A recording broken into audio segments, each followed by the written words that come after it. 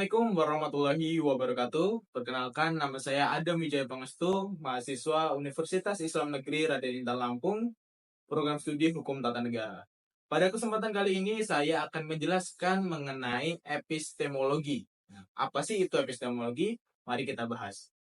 Jadi, istilah epistemologi itu berasal dari bahasa Inggris, yaitu epistemologi, yang merupakan gabungan dua perkataan Yunani, yaitu episteme dan yang dimaksud pengetahuan, dan logos, yang bermaksud ilmu, sains, kajian, teori, dan pembahasan. Jadi epistemologi ini sebagai cabang filsafat yang membahas tentang hakikat, sumber, metode, dan kebenaran pengetahuan. Dalam kajian epistemologi terdapat berbagai aliran pemikiran yang berpengaruh dalam membentuk cara manusia memperoleh dan memahami pengetahuan. Aliran utama yang dibahas dalam epistemologi adalah empirisme, rasionalisme, dan positivisme. Saya akan membahas mengenai tiga hal tersebut, yaitu yang pertama, empirisme. Empirisme menganggap bahwa pengalaman indrawi sebagai sumber utama pengetahuan. Menurut aliran ini, manusia memperoleh pengetahuan melalui pengamatan yang pengalaman langsung dengan dunia luar. Tokoh utama dalam aliran ini itu ada John Locke yang berpendapat bahwa pada awalnya pemikiran manusia itu kosong dan pengetahuan terbentuk melalui pengalaman indrawi. Lalu yang kedua ada rasionalisme yang berpendapat bahwa akal dan rasio manusia adalah sumber utama pengetahuan. Tokoh seperti René Descartes menekankan bahwa pengetahuan yang benar dapat diperoleh hanya melalui akal, dan ia memperkenalkan metode keraguan sebagai cara untuk mencapai kepastian pengetahuan.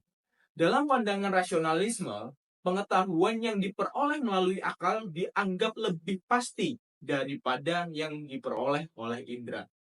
Lalu yang ketiga ada positivisme, yang mana menggabungkan pendekatan empiris dan rasionalis dengan menekankan pentingnya eksperimen dan verifikasi ilmiah.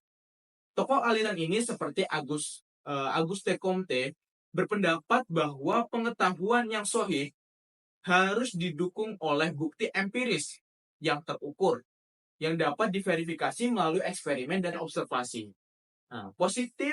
Positivisme mendekati ilmu pengetahuan dengan cara yang lebih struktur dan terukur, mempergunakan alat bantu untuk memastikan kebenaran yang diperoleh.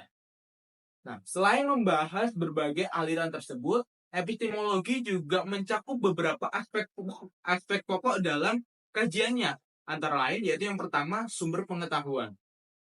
Epistemologi membahas asal-usul pengetahuan yang dapat diperoleh melalui dua sumber utama pengalaman indrawi, seperti yang diajarkan dalam empirisme, dan akal seperti yang diajarkan dalam rasionalisme.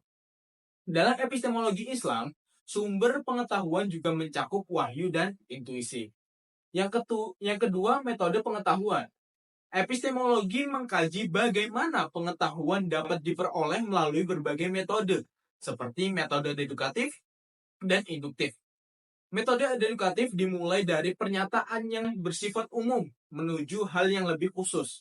Sementara metode induktif dimulai dari pengamatan khusus yang mengarah pada kesimpulan umum. Lalu yang ketiga ada kebenaran pengetahuan. Epistemologi juga mempertanyakan apa yang disebut sebagai pengetahuan yang benar dan bagaimana suatu pengetahuan dapat dianggap sahih atau diterima. Kebenaran dapat dinilai dari kesesuaian pengetahuan dengan fakta yang ada atau melalui bukti-bukti empiris yang dapat diverifikasi. Lalu yang keempat ada watak pengetahuan. Epistemologi berusaha untuk menekankan sifat atau karakteristik dari pengetahuan itu sendiri. Apa yang membuat pengetahuan dianggap sah, benar, atau diterima oleh manusia, dan bagaimana pengetahuan dapat dibedakan dari keyakinan atau opini. Jadi kesimpulannya, secara keseluruhan epistemologi memberikan landasan penting untuk memahami bagaimana manusia memperoleh pengetahuan, apa yang dianggap sebagai kebenaran, dan bagaimana pengetahuan tersebut dapat diverifikasi. Aliran-aliran dalam epistemologi memberikan perspektif yang berbeda mengenai sumber, metode, dan kebenaran pengetahuan, serta memiliki pengaruh besar dalam perkembangan ilmu pengetahuan dan filsafat. Mungkin cukup sekian penerangan dari saya. Apabila ada kekurangannya, saya mohon maaf. Wassalamualaikum warahmatullahi wabarakatuh.